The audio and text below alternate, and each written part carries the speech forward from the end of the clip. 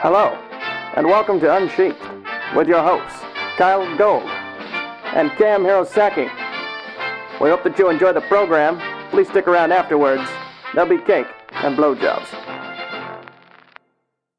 Hi, welcome to Unsheathed number 32. I am Kyle Gold. I didn't even say anything, and you're all flustered already. I'm Cam Hirosaki, thinking again about how we're halfway to a 64, and I'm wondering if in episode 64 we need to have a huge freak out where we shout that number. I'm missing a reference, I think. There's this old internet video where these two young kids on Christmas morning get a Nintendo 64 for Christmas. Oh. And they freak out over the Nintendo 64. Well, we've already talked about what we might do for our 100th episode, but 64 comes before that, so... Is episode 100 the gay pirate wedding? Perhaps. We're gonna let our listeners wonder about that. Okay. No, Kit, we're not going to tell them what we're doing for the 69th episode. They're all going to speculate about that anyway. I don't think I'm going to be here for that one. Which, funnily enough, leads into one of our questions tonight. But this is a podcast, despite our introduction, where we talk about furry writing and just writing in general. We're both writers of adult material, so we field adult questions, but we don't actually... I would say probably not the majority of our questions revolve around adult material. I think that you're right about that. I think that there's not really a line between writing techniques when it comes to, is your story adult or not. I like to say that we're all grown-ups here and that we can all deal with the themes that, we want to explore in however way we think, is necessary for what story we're writing at the time. No more than there's a different technique for historical fiction as opposed to contemporary. Right. Historical sex fiction versus contemporary sex fiction. I've written some historical sex fiction. Yes, you have. And contemporary sex fiction. And futuristic.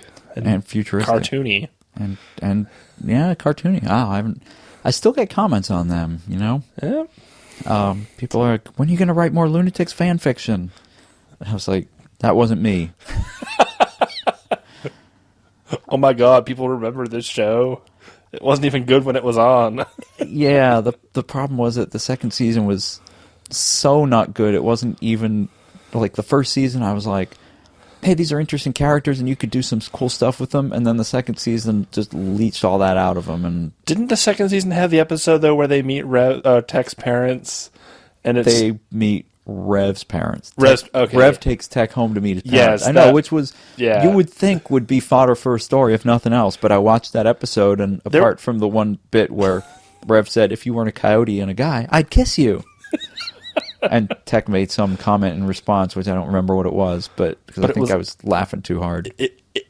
Because at that point it was like, did the writers read these stories, and are they pandering to us? Maybe.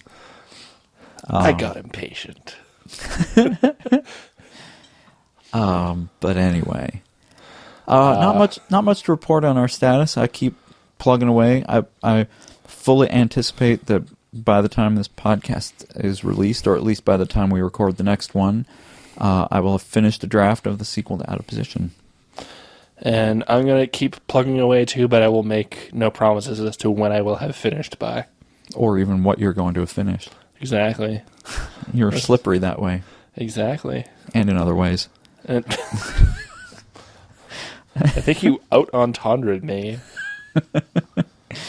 All right. Well, we got a bunch of emails to read, so we're going to try to power through them in this episode. If we don't get all the way to the end, then we don't. But some of them are kind of short and don't require much discussion. Right. So I will start. So, greetings, Kyle and Cam. I've heard some people talk about listening to music and how it helps them to focus and inspire them. I was wondering if either of you use music to influence the creative process at all. Thanks, and keep putting these out. They keep me amused at work and help me get through the day. DJ Dragon. Well, first, thanks for listening. I'm glad that we can do that. We're always glad to be entertaining. Yeah. We've touched on the music thing before. Yeah. And think that I wish I could remember what episode it was so I could just say the number, but I don't remember. Yeah. I'm sure some of our listeners will, and will write it in the comments, but I almost always listen to music when I'm writing, and what I listen to depends on what I plan on writing. I try to sort of think of the mood of whatever it is I'm going to be writing and pick something that fits that. And I'm not nearly as picky. I write. I've written to like Rachmaninoff, and I've written to Green Day. Sometimes, on occasion, I'll pick the thing I'm listening to based on the mood of what I'm writing, but more often it's just because I grew up without much sensory input around, and so now I feel the need to surround myself with it at all times. Like, I'll have music playing and the TV on and be writing. Yeah, I don't know how you do that. I can't know either. I've tried to write while watching TV, and I just end up watching TV.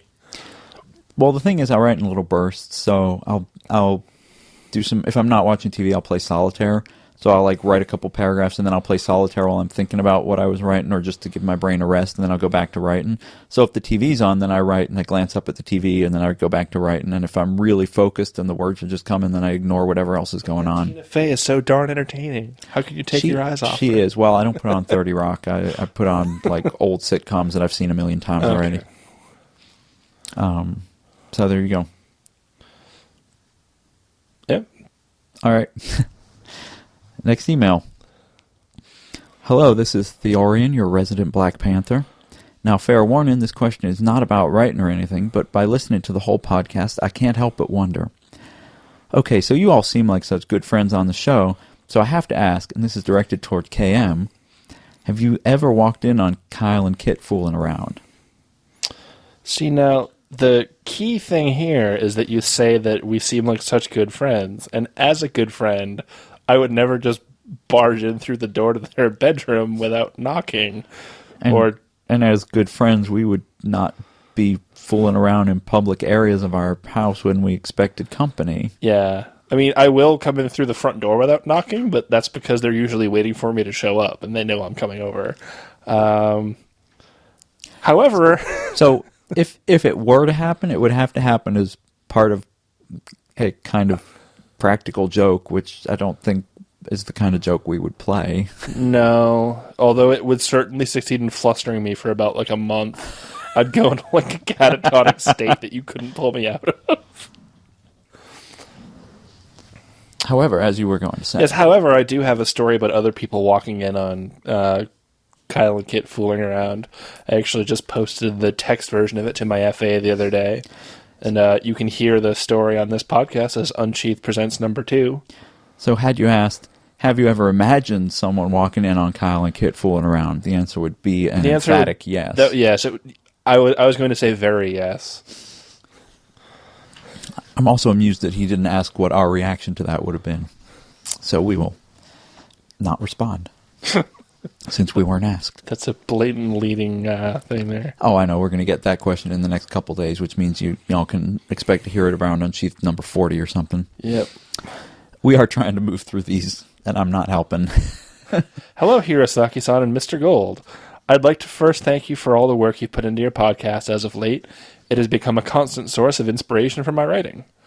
I do not currently share the majority of my work with the public eye, but I have been trying to break out of that shell for some time, and eventually maybe someone will have actually read something of mine online.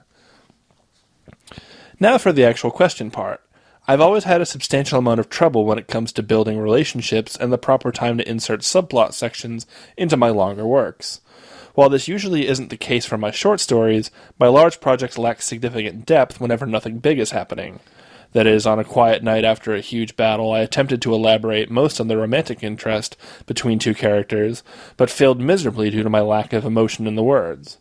I suspect I would be able to get better if my writing style had a bit more sheen. Any tips that would help create a better mood? Or at least the mood you want to use? I hope this question finds you well, and I'm assuming this will be right after Furry Fiesta. I'm sorry I did not drop by to get a book signed.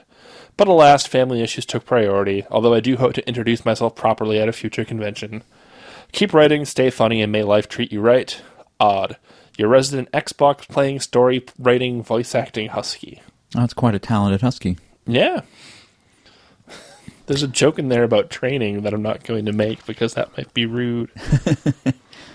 Rue or rude? Rude. Oh, it's an interesting question. I'm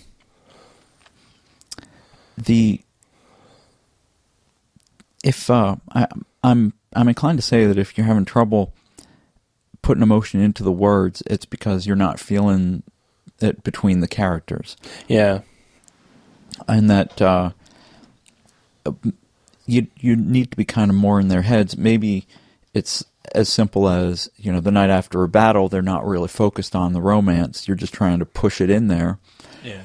Or maybe it's just that you're thinking of the characters more as action figures, and that you haven't thought about what's driving them towards each other in a romantic way. Yeah, I mean, if you sat down and you try to write a scene a bunch of times, and you keep thinking, oh, this feels forced, it probably is forced, and you might want to re-examine whether a different scene would go better there, or if the scene that you want to write would go better at a different time. Right. I mean, when you come to, you mentioned tone and whatnot, and mood, and really abrupt shifts in tone and mood, if you don't do them right, can be really jarring for the reader and for the writer as well. I mean, if you're trying to go from slapstick funny to, deeply serious without a lot of things in between them, then that's, something that's not easy to do. If you're going from, really dark and violent to mushy and romantic, you're going to have a similar issue. Yeah, it's tough to do, but it's not impossible, of course. No, yeah. And if it's done well, it can be very effective. I'm trying to think of someone that I know who does that well. Tolkien does great battles, and while it's not specifically romance, he is really good at taking the characters out of the battles afterwards, and taking you to a more quiet space that feels natural, that the characters are recuperating from the battle. And really, you want to do that for the reader as well, because the battles are, maybe not physically, but they're as draining for the reader as they are for the characters, because they're full of energy, full of impact, tension, conflict, and you can't just have an entire story like that, so you do need that break.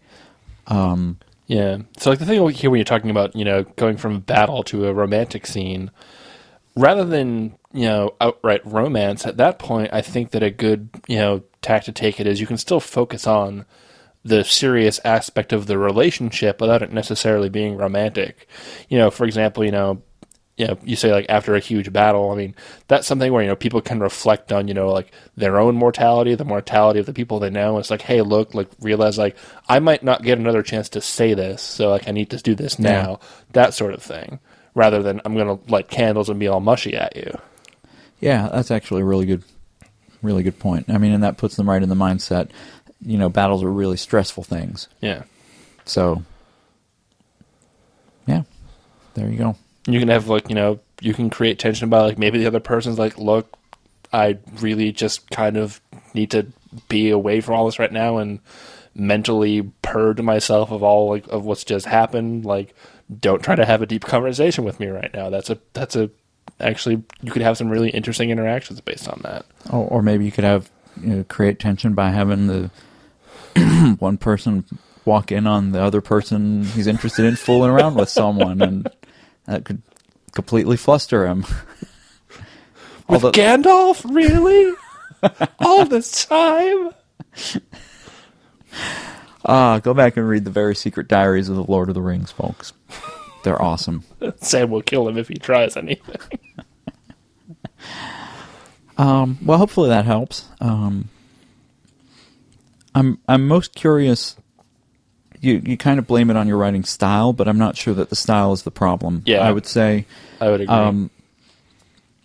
Go through, get away from the keyboard and go through in your head what it feels like to be in a battle, what it feels like afterwards, and play out those emotions. Yeah.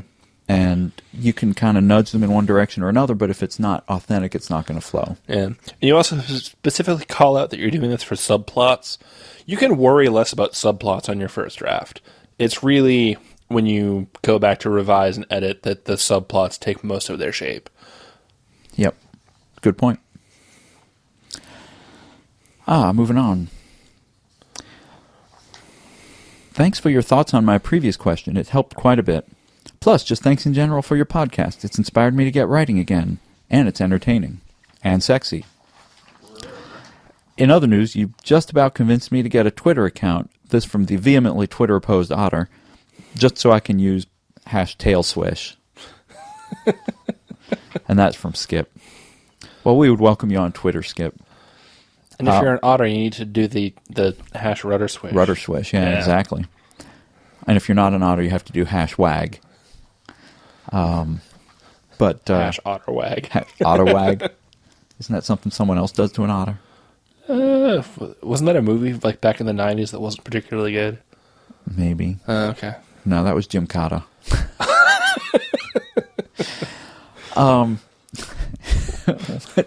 Welcome to Obscure Joke Cast. Welcome back, Otter. Oh, God, before this degenerates. I will note that it's a particularly interesting phenomenon of Twitter that nearly everyone I know who has gotten on it in the last 6 to 8 months or whatever was vehemently opposed to it. Yeah, guilty. And then, same here. I was like, why do I need to waste my time telling people what I'm eating or that I'm waiting 5 minutes for the bus? But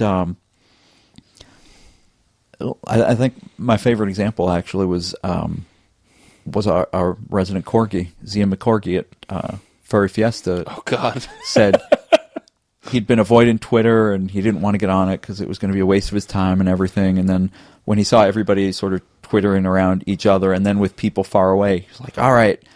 And boy, he's taken to that like a corgi. Oh, yeah. Those stubby legs couldn't carry him across the Twitter sphere fast enough. But, and everybody who then gets on it within like a day, they're Twitter and they're like, oh, this is kind of cool. Like, once you start doing it, you're like, oh, I get it now. Yeah. And it just sort of clicks. It's amusing that it's really hard to explain. Yeah. But yeah, let us know what your Twitter account is, and we will follow you. All right. Good day/evening writing duo. I wanted to start by saying that while I am not a writer, I have been listening to your podcast nonstop for about a week, after finding out about the fandom as a whole about a week and a half ago. Ooh. I enjoy listening to you guys and have actually thought about participating in NaNoWriMo this year, if only because it sounds fun, albeit very hectic. Back in episode 5 of the podcast, a listener asked Hirosaki-san what the KM in his name stood for. Well, I too have a guess. While the K was a bitch, I think I have it, Keagu. It's the Tsugaru dialect of the word friend, the English translation of the word tomodachi. He goes into a big, long thing about the M here, which is probably not worth getting into because it's not correct. I don't want to go through all that just for that. But amazingly enough, yes, that is what the K stands for. Somebody actually finally got it after months and months and months.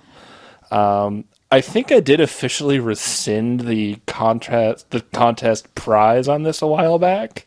I don't know if he's listened up that far, but yeah, wow, good job. I got a lot of entries on this too. A bunch of people emailed me, and you're the first person to guess Keagu. So there you go.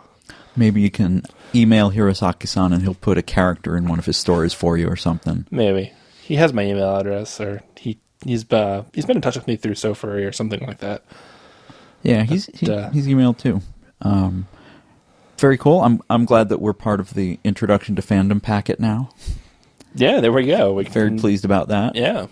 Does that mean we've arrived? I think it means we've not yet departed. I don't know what the distinction is. I just wanted to say something different. There you go. One of my friends, his favorite response when challenged on a point is just, I do not disagree. Which is a nice, neutral, non-confrontational statement. Kit, for a while, used to say, I have no objection to that. I plead the fifth. The good thing about the word Keagu is that it naturally shortens just back to K again. Ah. So there you go. So you can still just call me K. Or you can call me K, but you don't have to call me Keagu. Don't Speaking call of me obscure Gaga. joke podcast, if you were born before 1980, you're not getting any of these. This one is a writing exercise from Blender, who should write in more because we like his stuff. He does the word good. He does. He's full of good words. He writes, you need to do more of these writing exercises. Yes, Kid agrees, and so do we, and we will. I had fun with this one. Even better, it prompted me to dig into a story idea I've been sitting on for a few months, even though I cheated a little by writing 2 short paragraphs. That's okay, one of our other entries was actually like 5 short paragraphs, but 2 of them were only 1 sentence, so we didn't notice. Yeah, we'll forgive you this time. So his entry is, our flight to Cairo took 11 hours. Between naps, we discussed everything from beachfront property to red carpet fashion, but never once did I mention that the magazine had just fired me. To be honest, I was still in denial about it. What the hell did Alex know about career fulfillment anyway? He was the wealthiest fox this side of the hemisphere, and he didn't earn a penny of that himself. Then again, his parents were murdered when he was 9, so I guess that sort of sucks. Point is, I put a lot of pride in my work. I mean, sure, it was nice whenever Alex whisked me away on exotic trips or fucked me silly in his West Hollywood penthouse, but I could never turn that into a lifestyle. He didn't owe me a damn thing. And then he has questions, but let's talk about his contest, his challenge entry first, and then I'll read his questions and we can talk about them too. So I've read a fair bit of Blender stuff, actually, and I think one of the things that he does best is character voice.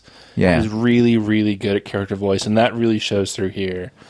Again, a good first-person perspective is really difficult to do for a lot of people, but there's flow, there's patter, there's a believable, consistent tone of voice, and you can imagine somebody saying this to you, and that's the sign that, you've really done it well. Yeah, I agree. I like, I got a real sense of the narrator and of his friend Alex. Yeah. And I will say one thing that jumps out at me kind of, and it's not a heavy criticism because this is an early draft, and this actually, when he says an early draft, this is something that is typical of an early draft. I love the second sentence because he says, we discussed everything from beachfront property to red carpet fashion. And read that and then look at the difference between that and saying, what the hell did Alex know about career fulfillment? He was the wealthiest fox this side of the hemisphere, and he didn't earn a penny of that himself. Then again, his parents were murdered when he was 9. So the difference between those 2 sentences, and then a little later on, whisked me away on exotic trips and stuff, the first sentence is more specific. It's details. Mm. Beachfront, you say everything from beachfront property to red carpet fashion, but those are 2 very specific details that tell you things about the narrator and his friend. Yeah. When you say, well, he was the wealthiest fox this side of the hemisphere, and his parents were murdered when he was 9, those are very vague. Those are like very high level. They tell you in a very general way without showing you stuff. So I would say, instead of he was the wealth, what the hell did Alex know about career fulfillment anyway? His idea of a job was having to get his own scotch and water from the bar. Yeah. That's a good one. I like that. Yeah, there's better ones, but no, but it's a good. It gets the mind thinking of examples. Right. Yeah. And when you say whisked me away on exotic trips, instead of exotic trips, you could say, took me backpacking in Machu Picchu, or took me to the beach in Fiji, or even took me on the beach in Fiji. Took me on the beach, yeah. Or fucked me silly in his West Hollywood penthouse. That's kind of detailed, but even West Hollywood penthouse is a little bit vague, and you could say, on the satin sheets overlooking the overlooking the LA basin or something. More as you go through a couple edits, look for places where you can insert those details because they really give the story body. I'm just thinking texture. it's like the difference is that I knew those important details. That and my story was true. I don't even remember where that's from now. That's from Go. It's like, that's was because it you just watched that recently. I haven't seen that in years. Was it hard or was it soft? It's like, do you remember if it was a colored lens? Like first she had 2 blue eyes, now she had 1 blue, 1 brown. It's like the difference is in the details about relaying the story, and that's what this is making me think of. Right.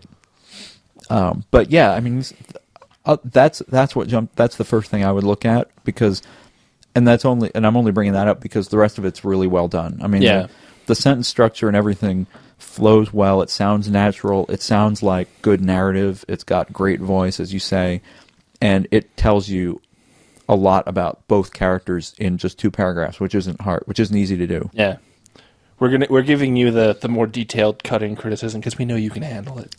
We hope. And then his questions are: I doubt this exact passage will end up in the final draft, but I'm curious about a couple things.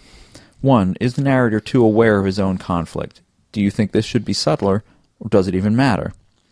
2, how can I incorporate more animal characteristics without going overboard? Maybe it's not always necessary, but in this segment they might as well be human. As always, thanks for your time and keep up the good work.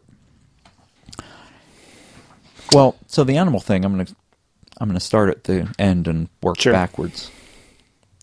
Like a fox? Maybe not. Start at the end. Yeah, I was stretching. It's reaching. Oh, you did not. You did. You did. Make your point. The animal characteristics are a great place where you can include those in details that we were just talking about. So you could say, whisked me away on exotic trips. You could say, took me to, I don't know, what's a good place? I don't even know what the narrator species is. If the narrator is like a wolf, took me hunting in Alaska where my ancestors came from, or, You risk getting almost too on the nose with that, though, if you're not careful. A little bit, and that's just we're trying to think of stuff off the top of our heads here, and it's not really coming. But but those are good places for detail. So instead of saying maybe we discussed everything from beachfront property to red carpet fashion, you could talk about, we discussed everything from how bad skunks smell to tail conditioner and what keeps your fur sleek, and just things that furries would talk about. If you were in fashion and you had fur, one of the things that you would talk about is what fabrics go best over fur, what feels best, what looks best, because you're not going to, and there's going to be certain. And not fur. Right. And I think, black and white are going to be much more standard colors for fashion because you're going to have animals with so many, or species with so many different colors of fur. Yeah. You'll have cats which are more yellow and tawny, and wolves which are gray and brown, and foxes which are red, and all kinds of others. So colors are a lot more important. They're not as, we've got like 4 colors of people, but you'll have a million different colors and body types of animals. So when you say red carpet fashion, you could be even more specific about that.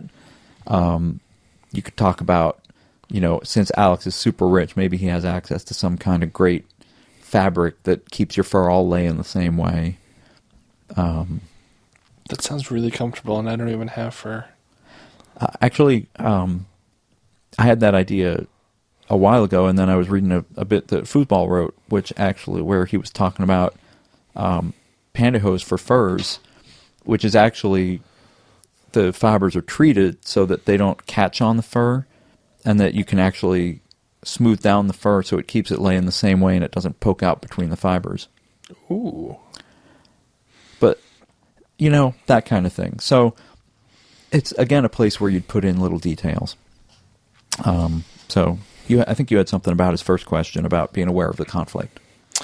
Unless you had more to add about that. To add on, I think I was going to say another good place to throw an animal characteristic. You do talk about them fucking. There's always a way to throw animal characteristics in there, staying true to the theme of this podcast. Yeah, I was leaving that one open for you. Yes, you were. Well, no, because there's a sort of raw, instinctual thing that comes with sex, and I think that naturally lends itself to, mentioning the more innate animal attributes of the characters. Yeah, Just you in can general. go to, whether it's lifting my tail in his penthouse or Yanking my tail up and bending me over the balcony railing. Tying me with his knot. Otter's getting real close to being flustered here, I think. Or at least needing a little bit of a break. In the back of my head. It's like trying to think of different things to say, and all these colorful mental images are playing across my head. And they're both dressed really well, is the thing. Oh, yeah. And that, okay. I did start a story with a coyote being fucked over a balcony. Yes, you did. It's a good story. I think that one might have even started it with an I am conversation with you. I think it was. And we're not going to repeat what that conversation was about. Well, I think people can... I don't know what we could say that would be worse than coyotes getting fucked off the edge of balconies. Oh, he was drunk at the time, too, wasn't he? And, about to throw up. In fact, he did throw up. Oh, he did? Yeah, under the hood of someone's car. I just wrote another story where someone gets fucked over a railing. And there was some of that in the first challenge story you wrote for me, too. The two foxes who lived next door. That wasn't over a railing. That was just sort of on a balcony. That was just on a balcony in plain view. Well, it was K.M. Hirasaki's world. Why wouldn't they be in out an in plain ideal view? world? I would have fox neighbors who have sex on an open balcony. I'm not going to deny it. And they'd both be attractive. Of course. All right, so we were... is the narrator too aware of his own conflict? I think this... Again, this passage kind of reads like an early draft in that you're laying out exactly... You're laying it out, but you're laying it out well enough that I don't think you need to tweak it too much. Yeah. It doesn't feel forced. The narrator seems like he'd be aware of it. Alex does not seem like he would be aware of it. Right. And that's okay. I don't know where the story's going from here necessarily, but just based on that, it is legitimate to have a narrator start a story by putting forth what, he thinks the core issue of the story he's about to tell is. Yeah. And I'm curious about saying Alex didn't owe me a damn thing, because kind of what I get from the earlier paragraphs is maybe the narrator owes Alex things, but he seems to be sort of putting it out there kind of belligerently, like, well, he didn't owe me a damn thing, so why should I tell him I've been fired? He doesn't know what it means to work. And I'm not his damn charity case. Right.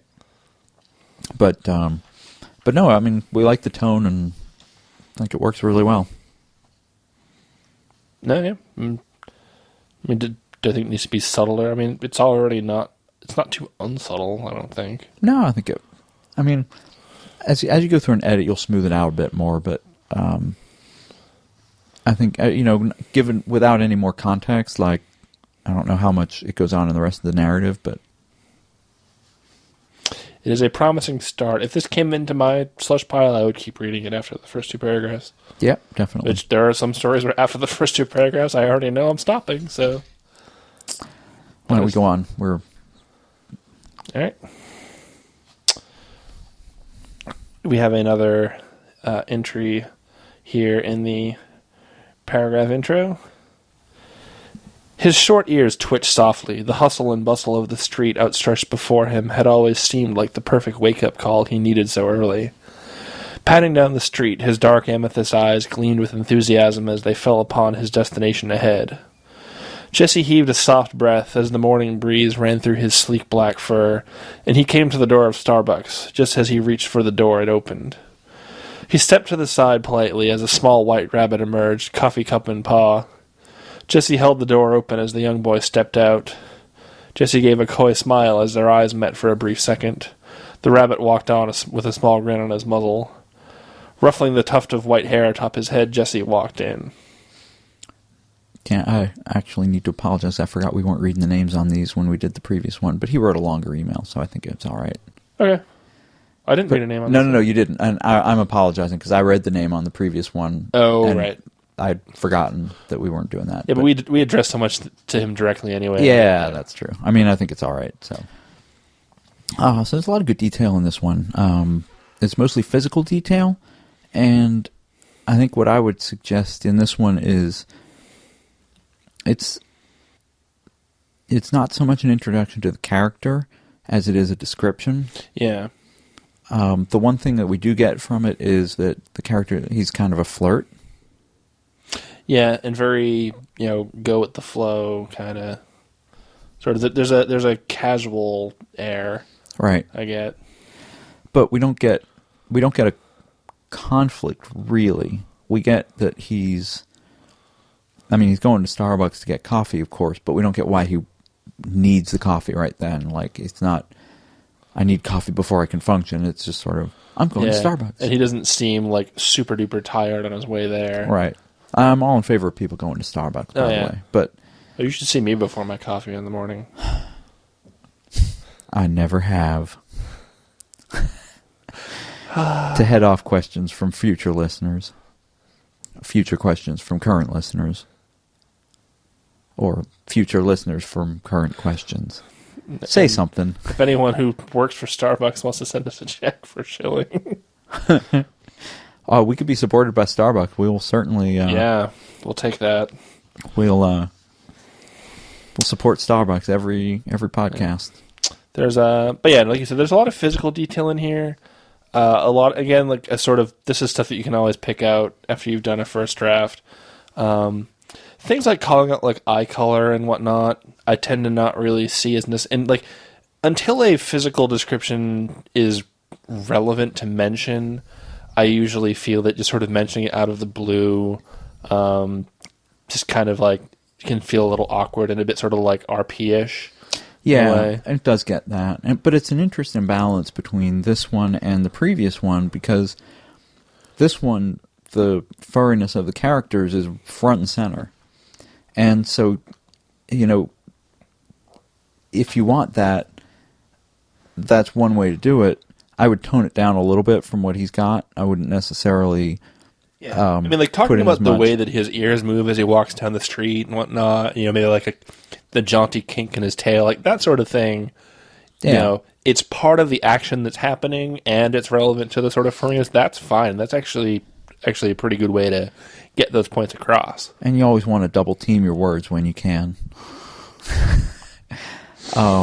In that fashion. Wow.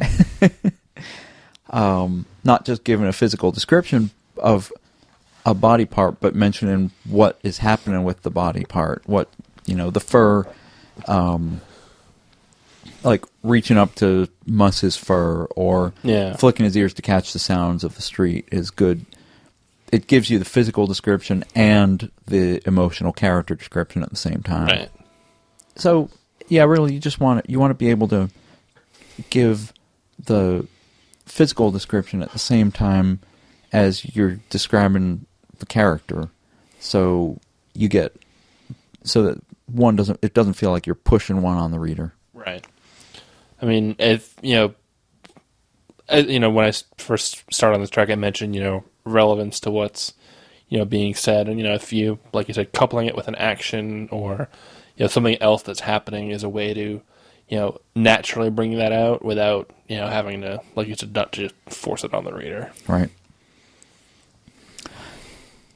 All right, and our last one. He gives a little bit of an intro. I'm just going to read the challenge itself. The rumbling tones of the hard rock entrance music was swallowed up by a roar, the crowd rising to their feet. Craig sighed as he limbered himself up, rolling his arms as the Panther entered the arena. Fans screamed for him, screamed for the sleek black warrior as he strode down the ramp, eyes pointed directly at the ring, directly at him. They smoldered with a yellow inferno, backed by a mouth that was neutral but for the slightest upturning of his lip. There was anger fueling that confidence. The feline barely registered the referee checkpoint, floating through the motions and starting his ethereal walk up into the ring. The first black footpaw hit canvas, and the air became sharp, the scent of sweat and competition wafting into Craig's nostrils. The panther stood at his full height, a towering obelisk of silent power, yellow eyes burning a small shiver into the husky. He shook it off and faced down the panther, the legend, forcing himself to grin. On this night, it seemed that no one would cheer for the underdog. I'm going to point out that during the scene, the hard rock music entrance that I was imagining was Metal Health by Quiet Riot. Really? Because I was imagining the final countdown. I don't think that's hard rock, though. No, I don't think it is. Nor can it ever be taken seriously again. No, Arrested Development thankfully ruined that. But it ruined it so well, and in the best way. I mean, because now we can actually listen to it ironically, where we Yes. didn't even have that before. Yeah, you It was sort of just had a pathetic. mediocre song. Yeah, with a good guitar riff, but it's hell to sing. Unless you're a weasel, apparently. Yeah. So, this one actually does a nice job of setting the stage. Yeah. There's a good sense of atmosphere. There is. The atmosphere in place is really good. I don't get as much a sense of the two characters so much. A little more, actually, of the non-point of view character. Right. But little things like, anger fueling his confidence. We get told that, but we don't really see it as much. Yeah, like the why. Like, how does he know that? Why does he think that? Right. And the point of view character is very neutral about it.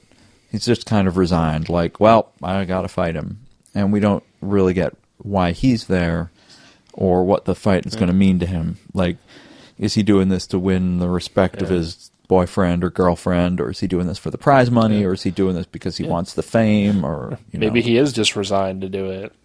Maybe he has to do it, but why? Yeah. Why? Why? Why?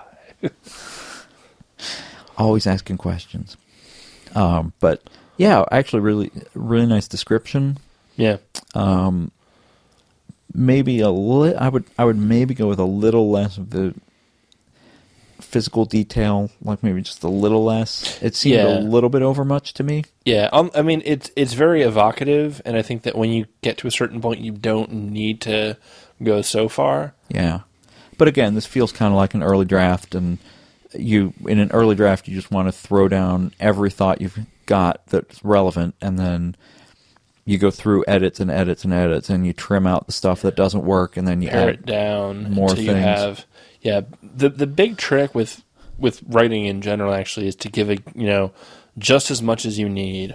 It's always balance. I always say that now. It's always about balance between so many different things. Like a diet. Or a seesaw. Which I never understood the point of. To go up and down, up and down, up and down. You know the point of that. Yeah, but not on a piece of wood. Oh, they're just... I'm not even going to dignify that with a snarky response. Kit's rolling his eyes. Good intro. A couple of these could use a little bit more editing, but you're thinking about going up and down. I'm just thinking, like, taking the seesaw analogy, it's like up and down, in public, in front of a group of children. And for the record, Cam Hirosaki has never walked in on me and Kit playing on a seesaw. No, but... And while Cam Hirosaki is now imagining me and Kit playing on a seesaw, I'm going to let you know that we will have a special guest on the next Unsheathed, number 33. We're going to have the world-famous Buckhopper, or B-Hop as he's known. Speaking of things that bounce up and down. Speaking of things that bounce up and down on their own. And he's going to talk to us about... Is that rabbits or basketballs? Yes. Rabbits on basketballs. He's going to be talking to us about character creation and creating distinguishing characteristics and how to make characters stand out, distinctive, and I think he was going to bring some of his creating stuff. So we were going to roll up games or characters or something here. I'm actually really excited to see how that episode is going to go. And Kyle can barely restrain himself. I need Kit to restrain me.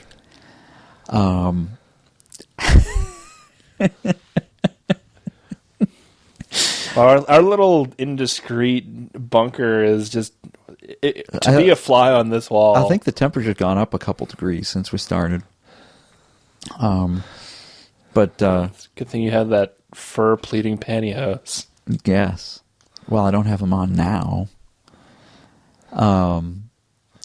Anymore.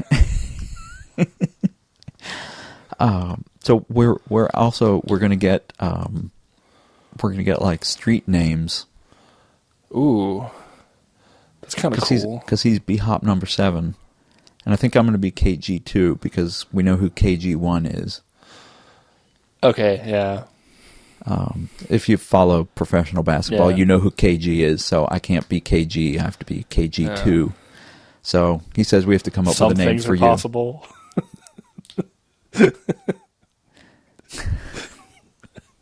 We can give you a catchphrase. Some things are desirable. But anyway, that should be a lot of fun. So be sure to tune in. I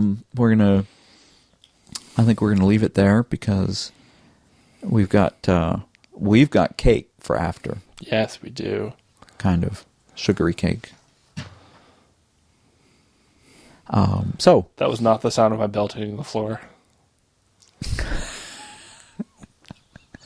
That was worth it just for the laugh. oh boy, all right, it is late, and please keep writing in because we love y'all's letters, and you can write us at unsheathedpodcast@gmail.com. You can follow us on FA as Unsheathed. If you have furry writing questions or embarrassing relationship questions, apparently, let us know. I'm Kyle Gold on Twitter. I am KM Hirosaki on Twitter. I am not an expert on seesaw sex dynamics, so if you have a question on how to make that work, you're going to have to ask someone else or just trial and error it. You could ask Kame Hirosaki to trial and error it. See what he says. You could. I don't have a seesaw at home. Boy, there's a song in there somewhere.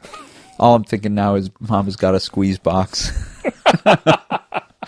Otter's got a seesaw. Otter's got a seesaw. Oh, boy. Well, we leave you with that mental image. Thank you all for listening. We do so much appreciate the letters, and we're glad that we're a part of the Welcome to Fandom packet now. Yeah, thanks. And yeah, wow, that's... And Very to think cool. that somebody's been in the fandom less than like 2 weeks and he's gotten the K in my name and nobody else has. Wow. I think you should do something special for him, but I will try. buy him a seesaw. I can't promise it'll involve a seesaw. All right. I'm Kyle Gold. I'm Cam Hirosaki, wishing you a very good night. And keep writing.